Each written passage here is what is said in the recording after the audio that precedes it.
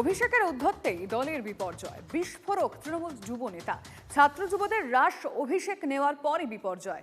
তো সুপ্রিয় চন্দ্রের সব ব্যাপারেই ছড়ি ঘোরাতো কামাক স্ট্রিট ও আইপ্যাক। দলের ভরাডুবির দায় অভিষেকের ঘাড়েই চাপালেন তৃণমূলের যুব নেতা।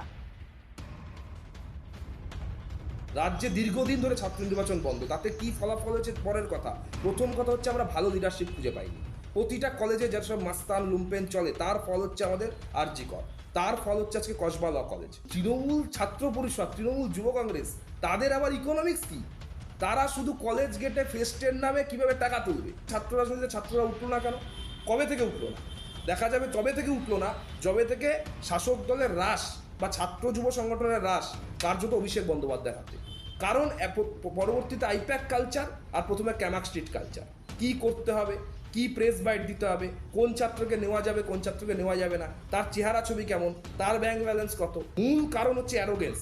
দিস ডিফিট, মানে the reason behind this defeat is absolutely the super arrogance, and super arrogance of not only the Kalighat, super arrogance of Kamak Street.